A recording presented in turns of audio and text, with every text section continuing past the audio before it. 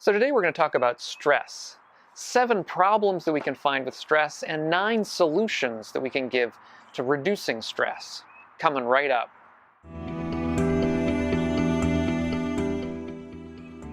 So I'm Doug Smith. I'm study director at the Secular Buddhist Association. That's secularbuddhism.org. If you're interested in living a wiser and a kinder and a less stress-filled life, consider subscribing to the channel. And I mention here, of course, living a less stress-filled life. That's a key part of living a good life. And because stress really makes up a good portion of what makes life unsatisfactory for us.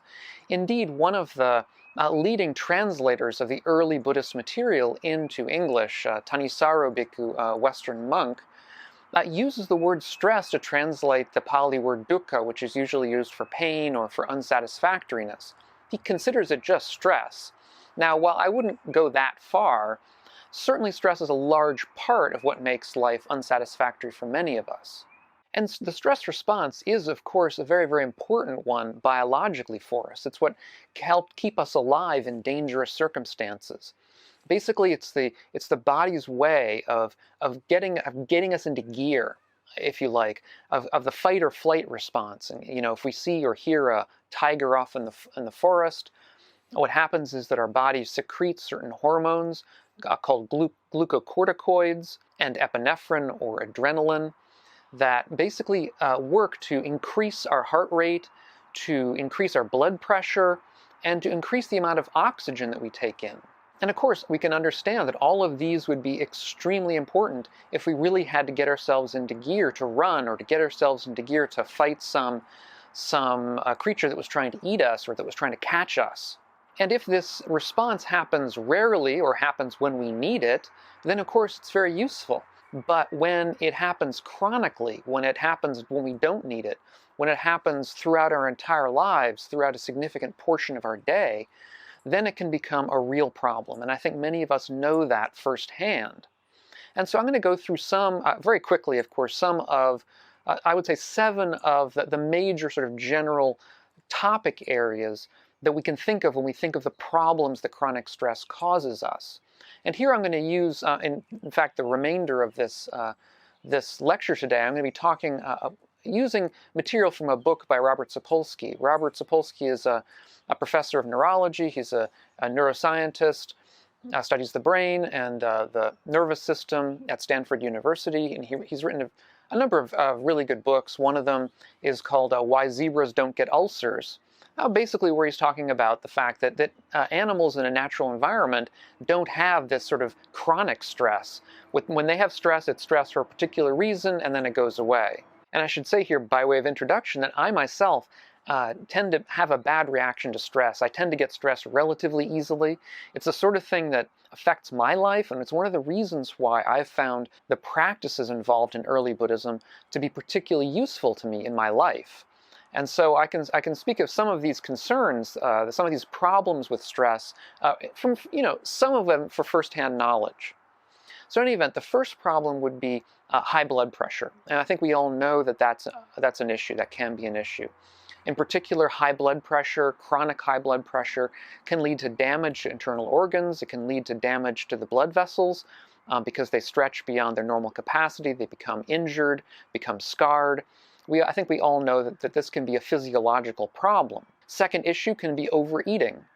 That we know that when people are stressed, they tend to eat more. I think this partly is mediated by some of these hormones we talked about, and partly I think it's an issue, a psychological issue of compensating for stress by sort of distracting ourselves with eating food. And then, of course, we get into issues of not only just normal overeating, but potential obesity and so on. And, of course, that can be its own problem as far as our own body goes. The third issue that Robert Sapolsky talks about is that it can cause flare-ups of autoimmune diseases.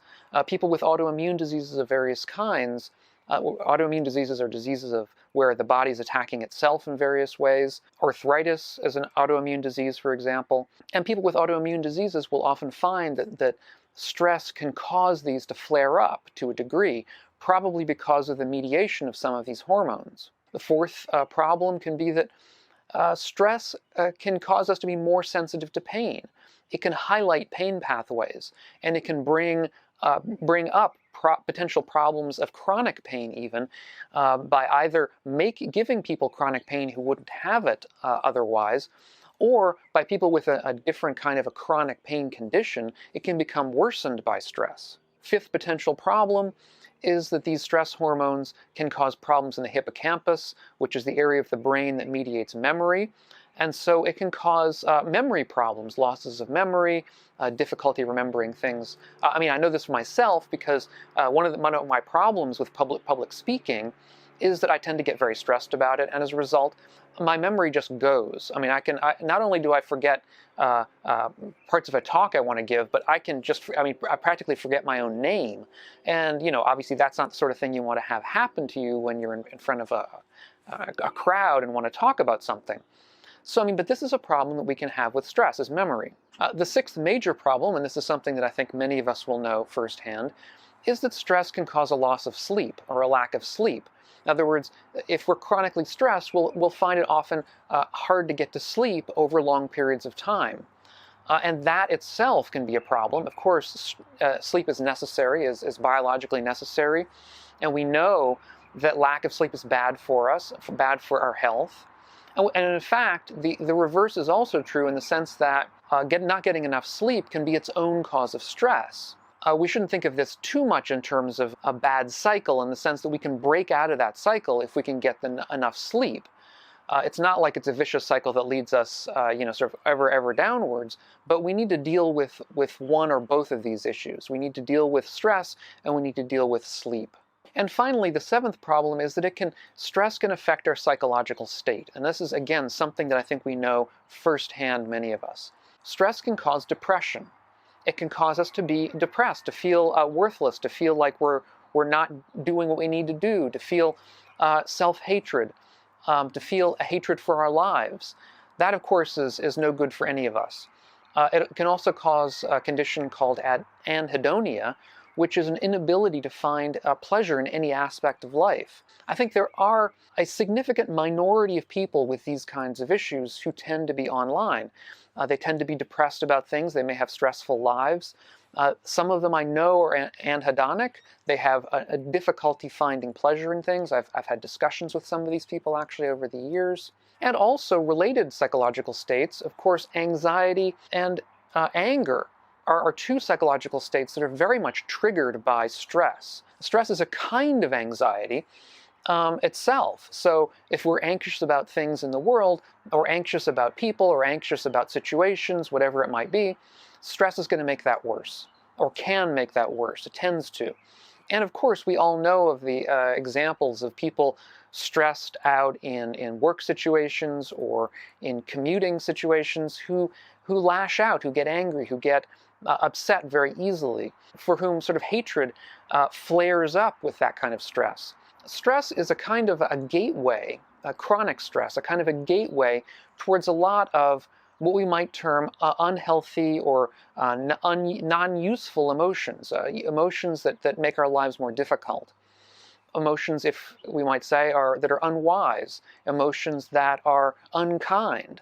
They become more difficult to regulate in our own lives, to pay attention to and to deal with in a useful manner if we're under chronic stress.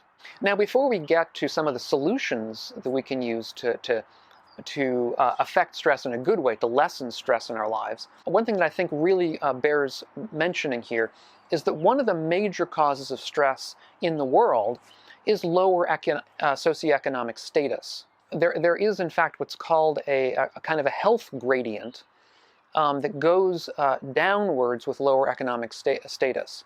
And part of that seems to be related to stress. People who are in lower economic status, socioeconomic status, tend to be in higher conditions of stress, chronic stress.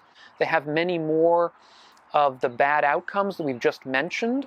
And so when looking at this health gradient, the socioeconomic gradient of health, about a third of it seems to be due to bad lifestyle, which is overeating, overdrinking, which is smoking too much or smoking at all, failure to exercise. These, of course, all impact our health in a bad way. But 2/3 of it seems to be involved in the stress simply involved in lower socioeconomic status. Of course, there's going to also be other issues having to do with less easy access to health care, lower outcomes in terms of education, and so on. But stress is an enormous part of it. So what can we do to lessen chronic stress?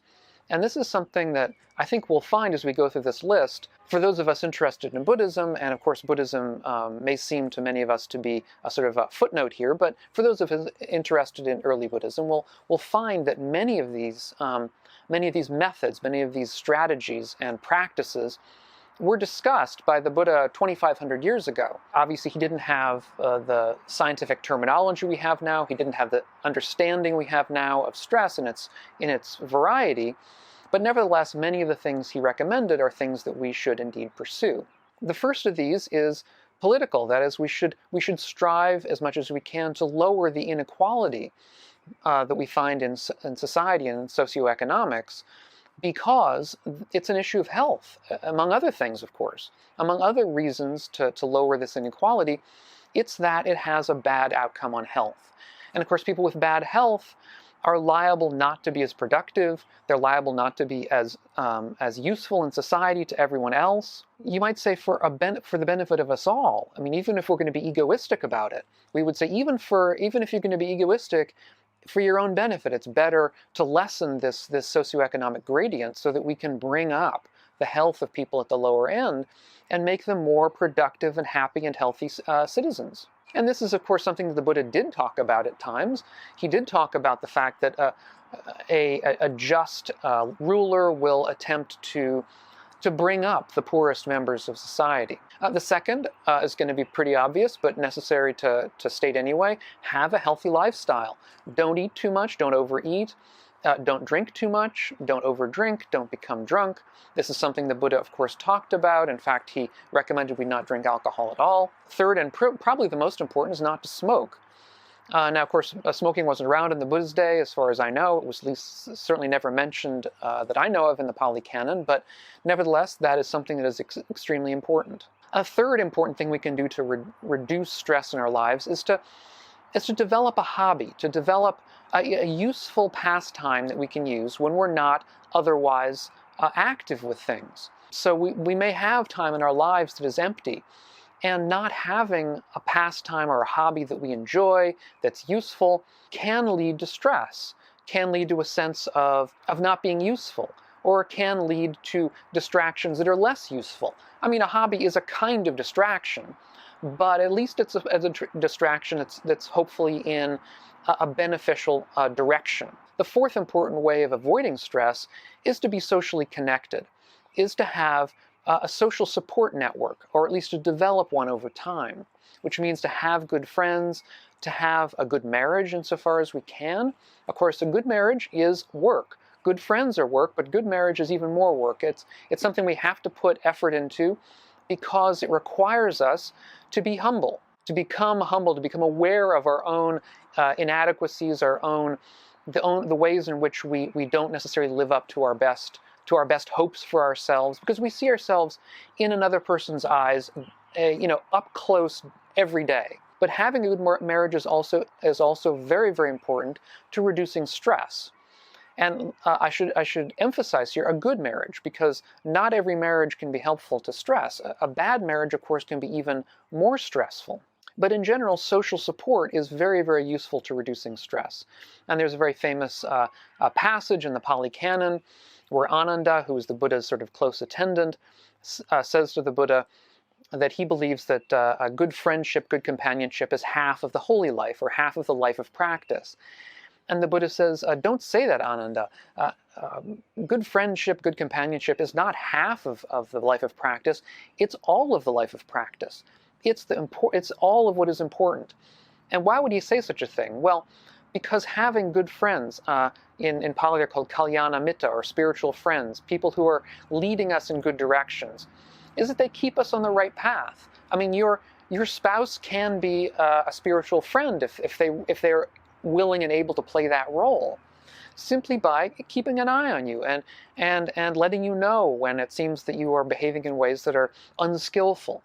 or pointing out more skillful ways that you can behave. And of course, this is a two-way street, and we have to be open to the criticism as well. But even if it's not a spouse, having close friends who are able to do that as well can be extremely helpful for stress. The fifth way we can deal with stress, and this is one that's not so much discussed in the Pali Canon to my understanding, except maybe indirectly, is exercise.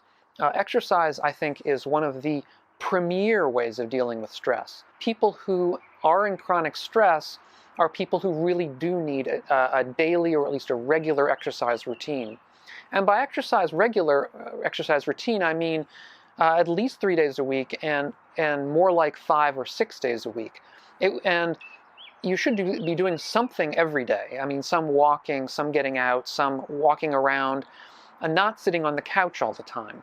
That's not only bad for your health, it's bad for your stress level. Of course, exercising releases pent-up sort of nervous energy. It releases sort of our tense muscles because we allow them to actually get a workout. And we'll find, I think, regularly that by doing exercise, not only does it help lower stress, we feel better, we feel less depressed. It can actually help depression. We feel more energy. It gives us. It's kind of ironic. It's kind of like a paradox, but expending energy regularly on exercise actually does provide us more energy in the long term. We'll feel more energetic.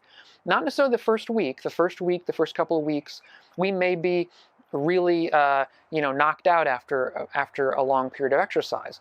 But once we get into it, and once we get it in a regular kind of a habit in our lives, a practice, we'll find over the weeks and months that it actually does provide us more energy, and that we actually have more energy after having exercised than we had before. The sixth way we can deal with stress, and you won't be surprised to hear this one, is meditate.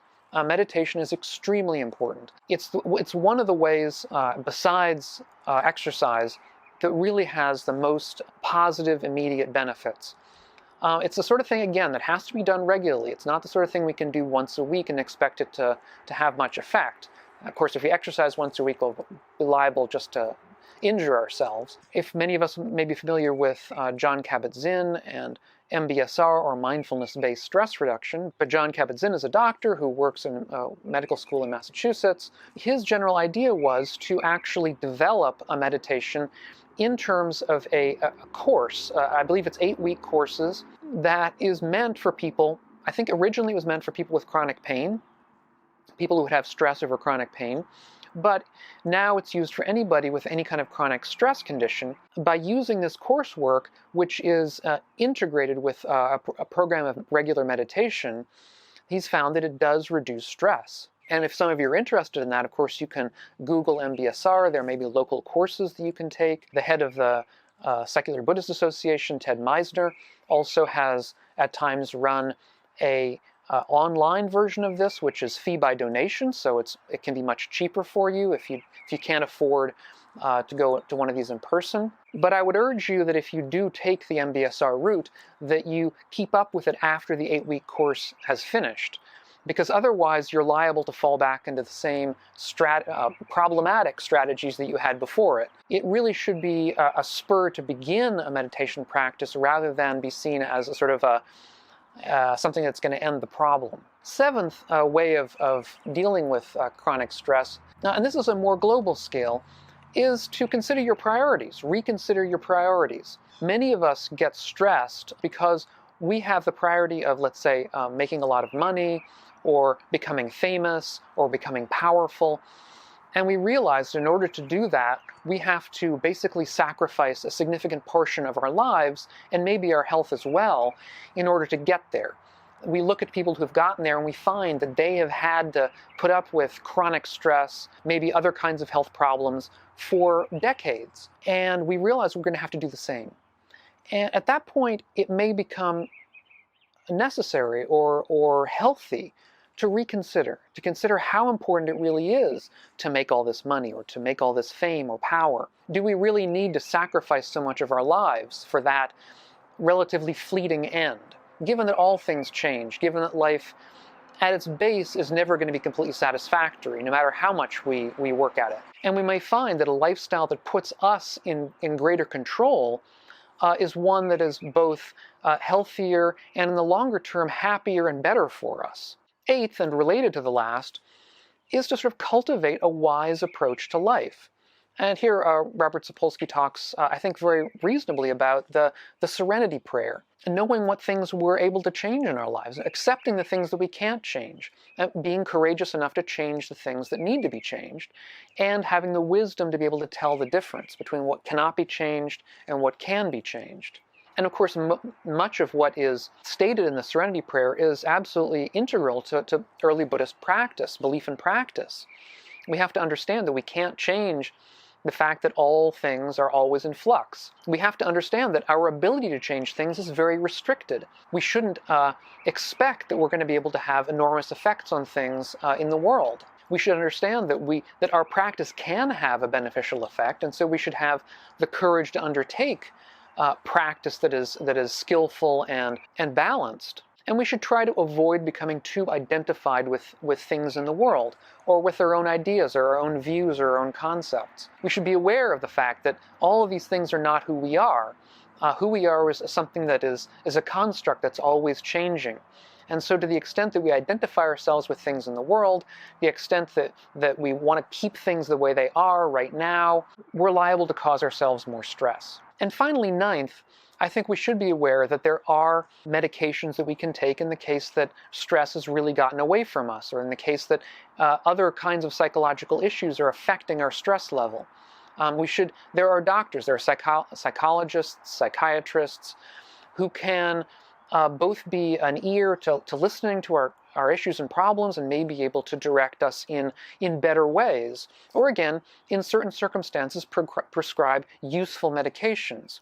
Obviously, those are not for everybody. Obviously, they're only for people who are in particularly acute states of stress, but they can be useful in those states. I did an earlier video, which I'll put up on the screen here, about the difference between, let's say, Buddhist practice, or some kind of spiritual practice like that, and psychoanalysis, which is a more medical kind of diagnosis and treatment. And just to come back to my point at the beginning, Western monk Thanissaro Bhikkhu translates the word dukkha, which is one of the key words in Buddhism. It's the first noble truth that all of life is dukkha, is painful in some respect, or is unsatisfactory. He translates that word as stress. So he would say the first noble truth is all of life is stress.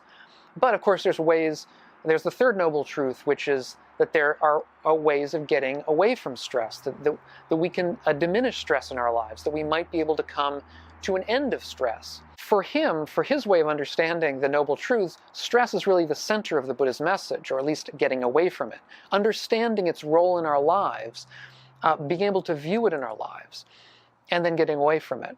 And I think one of the aspects, there are two key aspects of meditation. The first one is obviously meditation helps in reducing stress simply because it calms us down. And by calming us down, it reduces our stress level just directly. But the second way the meditation can improve our stress level is actually by making us aware of the role that stress plays in our lives. And I think for many of us, we simply aren't aware of it. We lead stressful lives. We lead lives full of chronic stress. But oftentimes we simply are blind to that. We just think that's life. And it takes a calming session in meditation, or many calming sessions, to get to a stage where we'll be able to sort of investigate that stress on a moment-by-moment basis, and see the unskillful role that it plays in our lives. And that alone can be absolutely key to breaking through to a solution.